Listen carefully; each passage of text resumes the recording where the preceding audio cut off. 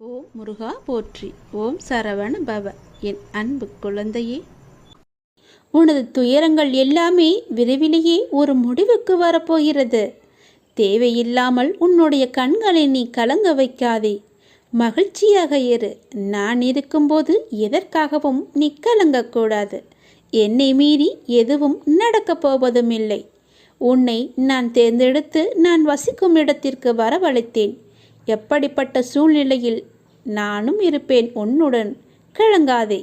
இன்னும் 1 மணி நேரத்தில், நிச்சயமாக இன்னும் 1 மணி நேரத்தில் உனக்கான நல்ல செய்தி தேடி வரும். என்னை நம்பு, முழுவதுமாக நம்பு. என் வாக்கு என்றுமே பொய்யாகாது. எந்த சூழ்நிலையிலுமே நான் உன்னை பொய்யாக்க மாட்டேன். உன்னை கைவிடவும் மாட்டேன். நம்பிக்கையோடு இரு. உனக்கு என்ன வேண்டும், எது வேண்டும் என்று எனக்கு தெரியும். எல்லாமே என்னிடம் இருக்கிறது. உனக்கு வேண்டியதை நான் கொடுக்கப் போகிறேன். உனக்காகத்தான் நான் காத்து கொண்டிருக்கிறேன். எப்போது என்னை முழுவதுமாக நம்ப ஆரம்பிப்பாயோ அந்த நொடி முதலே உனக்கான நல்ல காலம் பொருந்துவிடும். கவலைப்படாதே. உனக்கு இப்போது மாயை என்ற வலை, கர்மா என்ற துன்பம் உன்னை துரத்தி கொண்டு இருக்கிறது. அதிலிருந்து விடுபடுவதற்காகத்தான் நீ என்னை நம்பு என்று சொல்கிறேன்.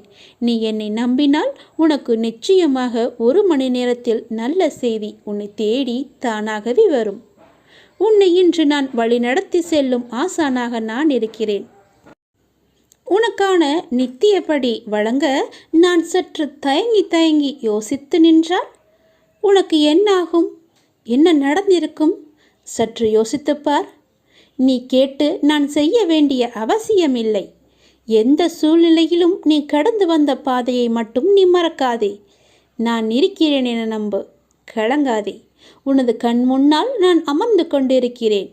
உன்னுடைய செயல்களில் மாற்றத்தைக் கண்டு என்னை முழுமையாக ஏற்றுக்கொண்டு என்னை நீ காண துடிப்பாய்.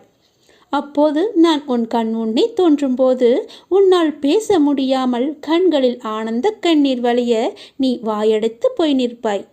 உனது கிரகத்தில் நான் வாசம் செய்யும் போது எதற்குமே நீ கலங்காதே. நான் இருக்கிறேன். அனைத்திலும் இருந்து நான் உன்னை விடுவிப்பேன். நல்லதே நடக்கும். உனக்கான எல்லா நல்லதுகளையுமே நான் நடக்க வைத்து உன்னை உயர்த்தி பார்க்க போகிறேன். உனக்கு வேண்டியதை செய்ய நான் இருக்கும்போது எவரிடத்திலும் போய் நீ நின்று கொண்டிருக்காதே. உனது தேவையை பூர்த்தி செய்ய யாசகம் பெற்று உனக்கு தருவதற்கு காத்திருக்கிறேன். நான் இருக்கிறேன் நிழலாக. என்றுமே உனக்காக. என் வார்த்தையை நம்பு. நம்பிக்கை வை. வாழ்வில் உனக்கான தேடல் நிச்சயம் கிடைக்கும்.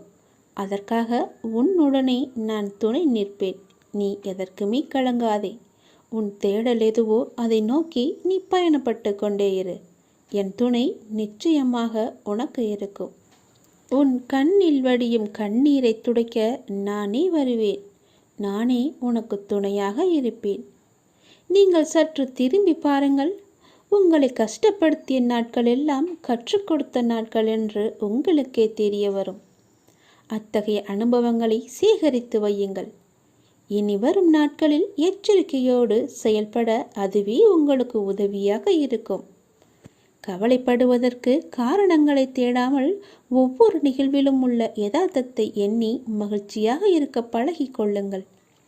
எந்த சூழ்நிலையிலும் முயற்சியை மட்டும் கைவிடாதீர்கள். விதியின் பயனில்லை என்றாலும் முயற்சியின் பலன் கட்டாயம் உண்டு. காலில் மிகச்சிறிய முள் குத்தி இருந்தால் கூட எவ்வாறு விரைவாக ஓட முடியாதோ அதே போல உங்கள் மனதில் சிறிய சிறிய பிரச்சனைகள் உங்கள் செயல்பாட்டு திறனை பாதித்தால் நீங்கள் பெரிய வாய்ப்புகளை உரிய தருணத்தில் சரியான முறையில் பயன்படுத்தி வெற்றி காண முடியாது. எனவே சிறு பிரச்சனைகளுக்கு முக்கியத்துவம் தராமல் அப்பிரச்சனைகளுக்கு உடனுக்குடன் தீர்வு கண்டு நமது மனதை மிகவும் அமைதியான முறையில் வைத்துக்கொள்வது நமக்கு விரைவிலேயே வெற்றியை ஈட்டி தரும். வாழ்க்கை முடிவற்ற சாத்தியங்கள் நிறைந்தது. நன்மைகளை அறுவடை செய்ய சரியான நேரத்தில் சரியானதை செய்யுங்கள். கடும் உழைப்பு என்பது ஒரு சந்தோஷம். அதை செய்து கொண்டே இருக்க வேண்டும். வெகு நிச்சயமாய் ஏதோ ஒரு கணத்தில் அந்த கிரீடத்தை தலையில் வைக்கும்.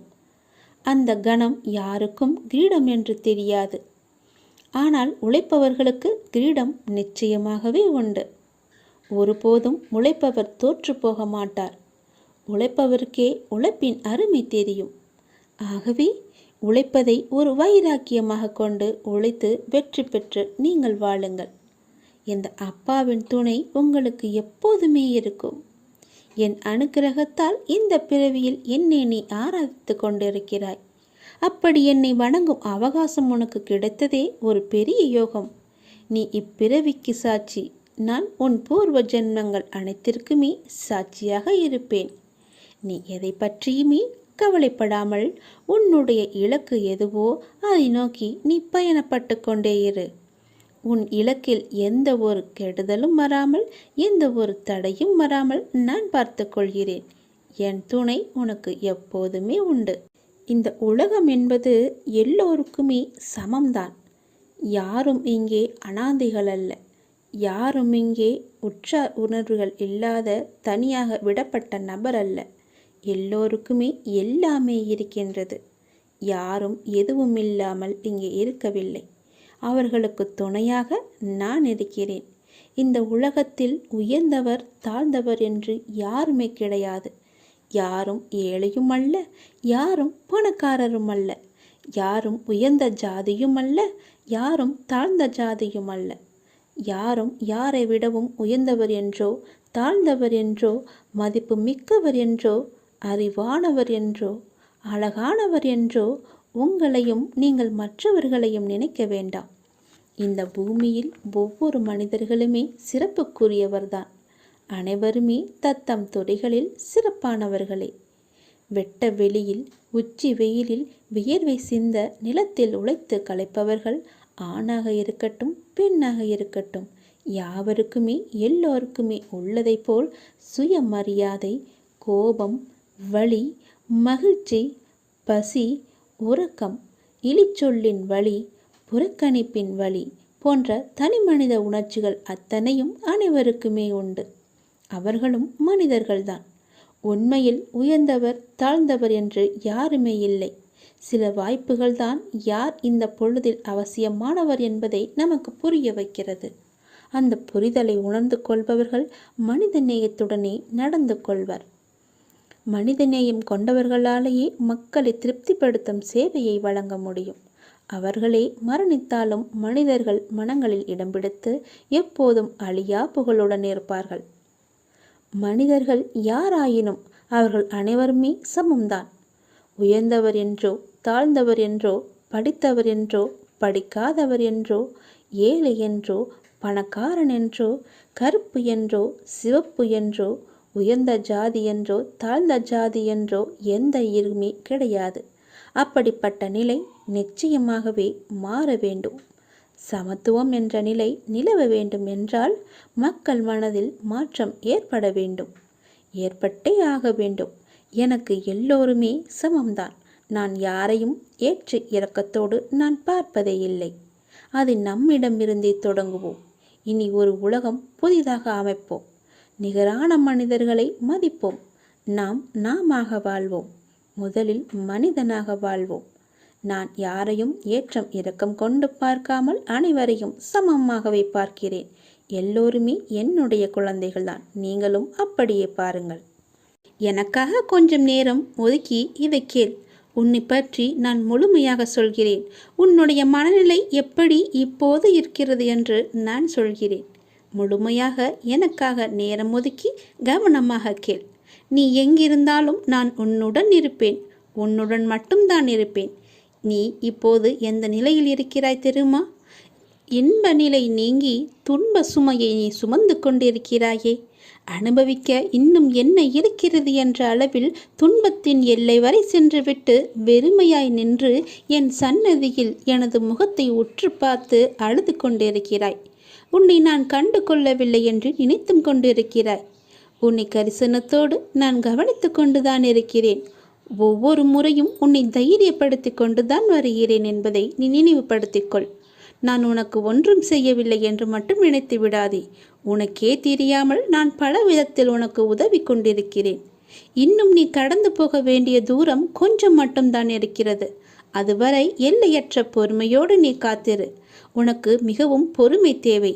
தீவிர நம்பிக்கையோடு உனது சுமையின் கணம் தெரியாமல் இருப்பதற்காக எனது நாமத்தை நீ உச்சரித்தபடியே இருக்க வேண்டும். எனது சத்தத்தை உணர்வுள்ள நீ கவனித்துக்கொண்டு அதன்படி நடந்து கொள். அப்போது உனக்கு ஆறுதல் கிடைக்கும், மன நிம்மதி கிடைக்கும். நீ இப்போது கவலைப்பட்டு கொண்டிருக்கிறாயே, அந்த கவலை உனக்கே தெரியாமல் காணாமல் போய்விடும், இருந்த இடம் தெரியாமல் போய்விடும். நீ எதை பற்றியுமே மனதில் வைத்துக்கொண்டு சஞ்சலப்பட்டு கொண்டிருக்காதே.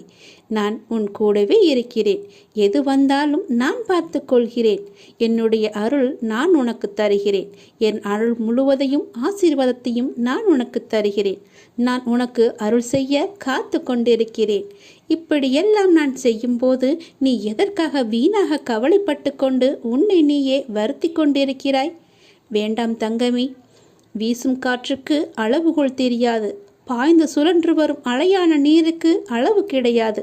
சுடர் கொண்டு எரியும் நெருப்புக்கு அளவை எட்ட முடியாது. பரந்த ஆகாயத்திற்கு எல்லை என்ற அளவுகோல் இல்லை. நீளம் என்ற பரந்த பூமிக்கு ஆழங்களின் அளவுகோல் இல்லை. நீ போகும் தூரத்திற்கும் கடக்கும் பாதைக்கும் உன் அனுபவங்களுக்கும் அளவுகோல் உண்டா?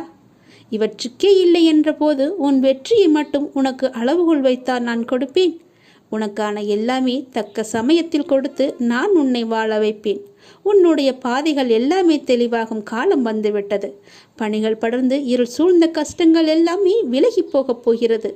உன் மனம் நொந்து போன விஷயங்கள் எல்லாமே இப்போது உன் மனம் மகிழ்ச்சி அடையும் அளவிற்கு இனிமேல் ஒன்றின் பின் ஒன்றாக நிகழப்போகிறது.